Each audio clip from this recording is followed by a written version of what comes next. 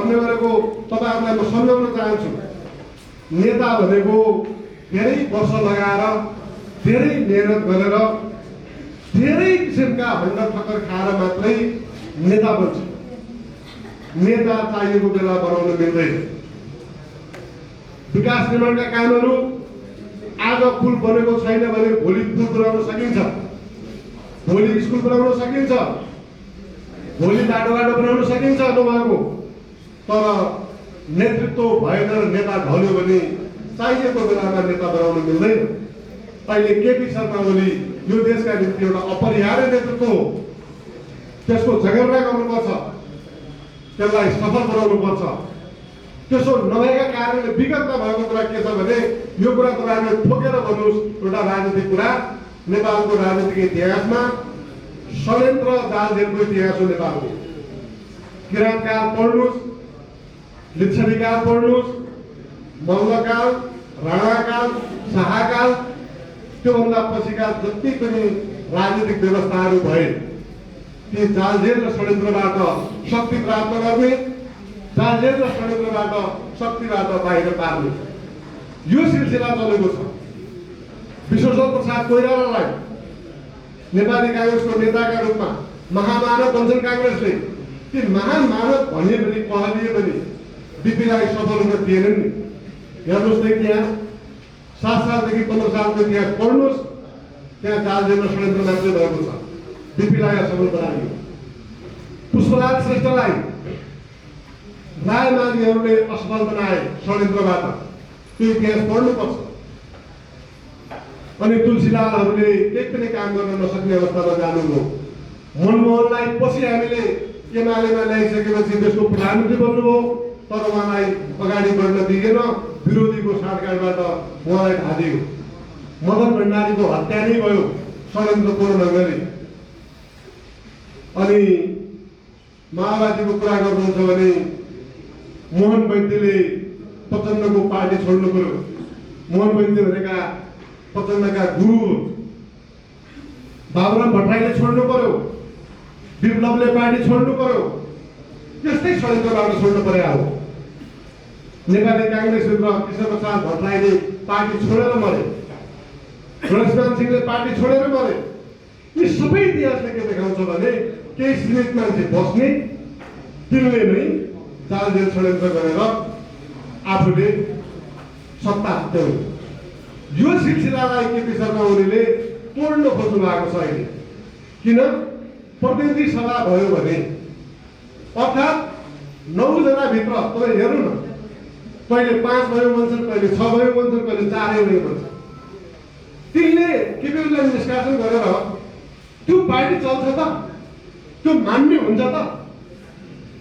अब अहिले यहाँनिर प्रसङ्ग छ वामदेव गुरुङको, उहाँ पार्टी एकताका लागि लाग्नु भएको छ। जुन बेला उहाँले सही काहीँ भनेको भरे 5 जना फरक बहुमतकै कुरा गर्दा भने सचिवालयको 5 जना यता हुने बित्तिकै त यिनको यो चुरीफुरी त केही हुने थिएन, गतिविधि नै बन्द हुन्थ्यो। जुन बेला सक्नुहुन्थ्यो त्यो बेलामा कहिले कता कहिले कता कहिले यता कहिले उता तिनखेर धेरै गर्नुभयो। अब अहिले न शक्ति छ न सामर्थ्य छ, अब चाहिँ एकता गर्नु गरे। अब त म तपाईँहरूलाई भन्छु, अघि पनि कमेन्टरले भन्नुभयो यो केही मान्छेहरू त यो पार्टीभित्र एकता गराइकन ल्याउनुले यो पार्टी चल्दै चल्दैन। यो बिच त पार्टी चलेन नि त। अघि तपाईँहरूले भन्नुभयो नि, न हाम्रा सम्पर्क मञ्चहरू चले, न हाम्रा जग्गा कमिटी चले। पहिले यत्रा मान्छे रहेछन् त हाम्रा, लाखौँ मान्छे अहिले हाम्रो पछि लागेका छ, परिचालन गर्नै दिएन। हाम्रो यो एकदम कर्णाली जस्तो हर बग्ने पार्टीलाई त यिनले त त्यो इनारको पानी जस्तो बनाइदिए नि त। जहिले पनि झगडा छ, जहिले पनि विवाद छ। बिहानै उठ्यो रेडियो सुन्यो, मान्छेको टाउको दुखेर आउँछ। आज हटाउने भनेको छ, भोलि हटाउने भनेको छ, प्रधानमन्त्रीबाट हटाउने, अध्यक्षबाट हटाउने, यस्ता मात्र कुराहरू हामीले सुन्नु पर्यो।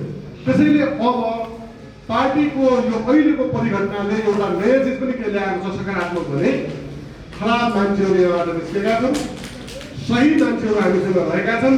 हामीभित्र पनि फेरि शुद्धिकरणको आवश्यकता छ। हामी रहेका मान्छेहरूभित्र पनि कुनै किसिमको फेरि नयाँ सिराबाट विवाद आदेशको प्रचोदना गर्ने, गुटबन्दीपूर्ण कामहरू गर्ने, आत्मकेन्द्रित कामहरू गर्ने, स्वार्थ प्रेरित कामहरू गर्ने, त्यो काम यहाँभित्र चाहिँ अब त्यस्तो व्यवहार प्रकट हुन दिनुहुन्न। हामी सब एकमात्र एक धारणाका साथ हामी अगाडि बढ्नुपर्छ, कुरा खुलस्त गर्नुपर्छ, राजनीतिक विषयवस्तुमा छलफल गर्नुपर्छ, अनि कमिटीका निर्णयहरू सबैले पालना गर्नुपर्छ, नेतृत्वलाई पनि स्थापित गर्नुपर्छ, कार्यकर्ताका कुराहरू यस्तै मेलाहरूमा हामीले सुन्नुपर्छ। हामीले यो ढङ्गले पार्टी अगाडि बढायौँ भने नेपालको एउटा राम्रो पार्टी हामी बनाउँछौँ र कुनै पनि किसिमको दुविधामा नरहिकन, अन्यलमा नरहिकन तपाईँहरू एकदम आजकै दिनदेखि एउटा मात्रै म अनुरोध गर्छु, त्यो भनेको के हो भने सामाजिक सञ्जालको अधिकतम प्रयोग गर्नुहोस्। साइबर सेनाका रूपमा भनेर व्याख्या गरिएको थियो नि, साइबर सेनाका रूपमा अहिले हतियार गर्नु पर्दैन। हतियार भन्दा बढ्ता बलवान, हतियार त हतियारै हो, तर त्यो इन्टरनेटको हतियार प्रयोग गरेर जनतालाई सकारात्मक सन्देश दिने। तपाईँहरू सबै विद्यार्थीले त्यो काम गर्नु पर्यो। अहिले पिछा नै पुग्नु पर्दैन कि यहीँबाट समाचार पिछा पुग्छ नि, यहीँबाट अमेरिका पुग्छ, यहीँबाट त्यो खालीका राष्ट्रमा बसेका मान्छेलाई स्पष्ट बनाउन सक्छौँ। अहिले विदेश बसेका केही मान्छेहरू भ्रममा छन्, घटनाक्रम थाहा हुँदैन, अनि त्यस कारणले गर्दा उनीहरूलाई विरोध गर्छ। त यो सबै भूमिका, यो कर्तव्य र दायित्व तपाईँहरूले पुरा गर्नुहोस्। हामी हाम्रा ठाउँमा सही छौँ, हामी ठिक छौँ, हामीमा कुनै मतभिन्नता छैन। बाजुराको मूल नेतृत्व एक ठाउँमा छ र यो पार्टीभित्र पनि अब यो जो अहिले नयाँ पार्टी बनाउँदैछन् नि छुट्टै गुटवाला, त्यो चाहिँ चल्नेवाला छैन। किनकि माधव नेपाल प्रचण्ड, अनि यो नारायण काजी श्रेष्ठ, अब हाम्रा भीमराव, अनि योगेश भट्टराई, घनश्याम प्रसाद, रामकुमारी झाँक्री, यो प्रवृत्तिको कुरा गरेँ मैले। त्यो झाँक्रीको नाम नलिनुपर्ने हो, त्यो एकदमै त्यो कस्तो नाम चाहिँ लिनुपर्छ भनेपछि अब एकदम बैगुनी मान्छेको नाम पनि गरेर लिनुपर्छ नि। बैगुनी भन्ने थाहा पाउँदैन मान्छेले, नैतिक पतन भएको कोही मान्छेको कहिले कहिले नाम लिनुपर्छ कि। त्यो किन लिनुपर्छ भन्दा त्यो अनैतिक छ भन्नका लागि। त्यसलाई हामीले राम्रो गरी बुझेका छौँ। अब बरु हामीले हाम्रै कुरा नबुझेका हुन सक्छौँ। म एउटा कुरा यहाँनिर रामकुमारीको भावनाले जोडिहाल्छु। त्यो उसको जो टाउको फुटिकन रगत आएको थियो नि, त्यो घटना भनेको पछिल्लो जनआन्दोलन होइन। त्यो आन्दोलन कुन बेलामा थियो भने बिचमा एकपटक आधा सचियो भन्ने आन्दोलन भयो नि, त्यो बेलामा रत्नबारमा सडकमा ट्रकमा एकैचोट तिनका टाउकामा लाग्यो, अनि त्यो रगत चाहिँ नधोइकन फोटो प्रचार गरियो। त्यही आन्दोलनको बेलामा म घाइते भएँ। म घाइते कसरी भएँ त भन्दा मलाई 5 जना प्रहरीले, एउटा इन्सपेक्टर, 4 जना अरू प्रहरीले खेप्दै खेप्दै लगेर मलाई चाहिँ एउटा त्यो न्यु रोडको पैनभित्र लगेर त्यति धेरै कुट्यो कि होइन। सुरुमा त्यो सबै छक्क पर्थे, अनि बेससँग कुट्यो, तिनीहरूले खुट्टासम्म कुट्यो। अनि अन्तिममा मलाई के भयो भन्दाखेरि यो त के भयो, अब मार्ने भयो भन्ने पछि मैले के गरेँ भने मलाई थाहा छैन। यस्तो दिनलाई फाँडेछु मैले त्यहाँ, होइन। त्यसरी त एउटा बाहिर आएँ। बाहिर आइसकेपछि त्यो अहिले डिआइजी बनाएको छ एउटा, त्यो के सिंह हो त्यो, राणा होइन सिंह हो। त्यो सिंह तपाईँ डिआइजी नबनाऊ भनेर रोकेर पहिलो नम्बर बनाउनु आएको थियो। पछि लास्टमा बनाउनुले भएको छोडिदिनु, अब त्यसमा मान्छे बनाउन आएको थियो, उसले गरेको थियो। त्यो दोस्रो नम्बरमा भयो, पहिलो नम्बरमा भएन। धीरज प्रताप सिंह त्यो इन्सपेक्टर थियो। अनि म हस्पिटलमा थिएँ, त्यहाँ मलाई हेर्न आउँथ्यो त्यो मान्छे। मेरो हात पनि छेक्दाखेरि यहाँ पुरै क्षेत्रको सुन्नेको, यहाँ पनि पुरै सुन्नेको छ, खुट्टा पुरै सुन्नेको छ। त्यहाँ आएर सोध्ने मान्छे कसरी सहनु आएको छ भन्थ्यो कि। मैले त के गर्नु, हामी आएर त्यही छ। हामी बेस दारी फुटाइ गएका कहीँ हामीले फोटो गरिकन चुनावका बेला मैले भनेको त्यही पनि गरिनँ। त्यो राजनीति एकैचोट फेरि अब त्यो साँच्चै कुरा गर्ने हो भनेपछि त्यो बेलामा जो त्यो इन्सपेक्टर कि डिएसपीले कमान्ड गर्ने थियो, त्यो यो रामकुमारी झाँक्रीको, यो झाँक्री धेरै अनैतिक मान्छे हो। त्यसको अनेक सम्बन्ध थियो। त्यो एउटा पुलिसले बाटो ढक्का हानी हालेछ। त्यसपछि त्यसैको प्रचार गरिकन उनले राजनीति गरिखाएको छ। जति पनि जे पनि जथाभावी बोल्न सक्छ। बोल्दाखेरि फेरि त्यसको समर्थन गर्ने पनि केही मूर्खको ग्रुप हुन्छ, त्यसलाई त्यो कुरा थाहा पनि छैन, त्यो कति अनैतिक छ भन्ने कुरा त अस्ति आयो नि होइन। आफ्नो त्यो प्रियको तल आफै खाँदिरहेछ होइन, कोही खान्छ त्यसरी आफ्नो प्रियको तल आफै खाँदै हुन्छ। अनि त्यसपछि अर्को त्यो के भन्छ अघिल्लो पालि एकसँग के असहमति भयो, त्यो अडियो आएको थियो नि बाहिर, चरा खुट्टा मान्छु होइन भनेपछि यो कुन खालको नैतिकताभित्र पर्छ? त्यस्तोले विरोध कस्तो गर्ने भनेपछि राष्ट्रपति हो। अब जति पनि विरोध गरिदिएपछि फेरि विरोध गर्नेकोहरूले ठाउँ दिने यो समाज छ। अब यस्तो प्रकारका खराब मान्छेहरूलाई पनि ठिक हुन् कि भन्डानेर पछाडि लाग्ने मान्छेको गल्ती छैन। फेरि त्यो कुरा सही ढङ्गले बुझाउन नसक्नेको हाम्रो अल्पुल्टै छ होइन। सत्य कुरा बाहिर भनिएन भने हाम्रो सन्तोष यही छ। हाम्रो अहिले अन्नासनको केन्द्रीय सदस्य हाम्रो युवा सङ्घको अहिले अस्ति ऊ भयो होइन, उपाध्यक्ष बनायो, विद्यार्थीमा काम गर्दै सन्तोष भन्ने हाम्रो बैतडीको मान्छे सन्तोष जोशीलाई उनले 1500को केन्द्रीय कार्यालयमा ऊ अध्यक्ष भएको बेलामा असहमति राखेर झापड लगाइदिए। त्यसले रात हानिदिएर हुन्थ्यो, के गर्नु आफ्नो नेतामा भइगयो भनेर। त्यस्तो अशिष्ट त्यो नकच्चरो प्रवृत्ति हुन्छ नि, त्यसको कुनै बयान हुन सक्दैन।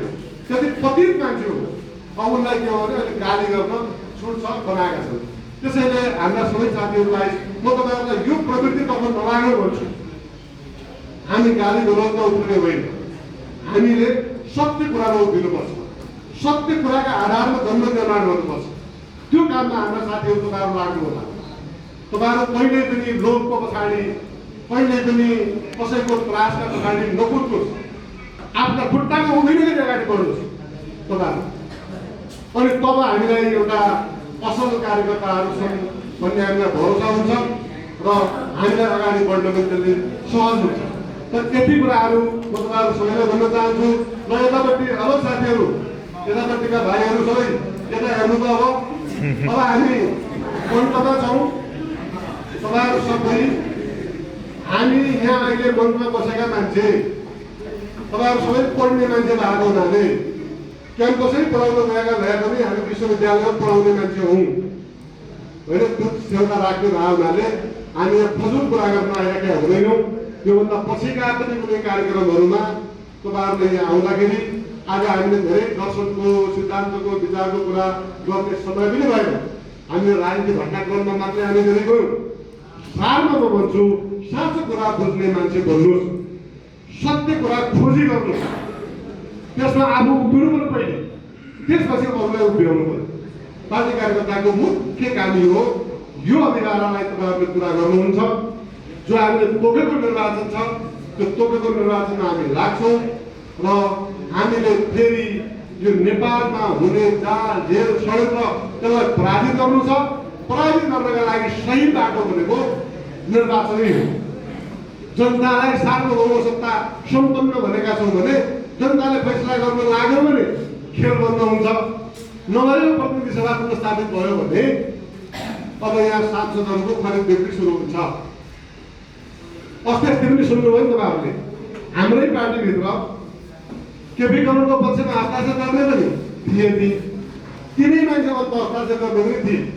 त्यो खास प्रचार भयो। अब भोलि के हुनेछ त भन्दा हामीले दिएको मतको अपमान हुनेछ। प्रतिनिधिहरू थुनामा पर्नेछ, प्रतिनिधिहरूको करोडौँको गुल्ली हुनेछ। अनि त्यो राजनीतिलाई हामीले धान्न सक्ने छैन। त्यो बेलामा विदेशीको पनि खेल सहज रूपमा प्रवेश गर्नेछ, नेपालको ज्ञानीहरूलाई पनि खेल्न सजिलो हुनेछ, अरू शक्तिहरूलाई पनि खेल्न सजिलो हुनेछ। त्यस कारणले उनीहरूले प्रतिगामी माग राखिरहेका छन् हाम्रा यी क्रान्तिका नाममा। प्रचण्ड मानव नेपालहरूले अग्रगमनको माग गरेका छैनन्। किन? जनताले निर्णय गर्नु पर्यो भने त त्यहाँ त कसैले खेल्नु हुँदैन। सब मान्छे जनताका जिम्मा जानु पर्यो। हामी केमा तयार छौँ भने जनताले जे फैसला गर्छन् त्यो हामी मान्छौँ। किन? हामी लोकतान्त्रिक परिपाटीलाई मान्छौँ। सही कुरा बुझायो भने हामी नै जित्छौँ।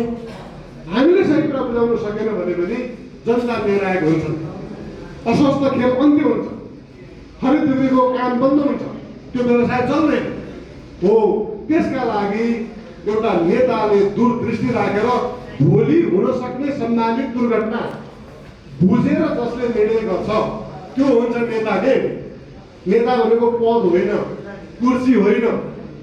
कुर्सी त उहिले पनि थिए नि त, त्यो कुर्सीमा बस्ने मान्छे नभएर त्यो राणा शासन भर्या हो र? राणा शासनले पनि सिर्जना गरेका कुर्सीमा मान्छे बसेका हुन्थे, किराँत कालमा पनि त्यही हुन्थ्यो।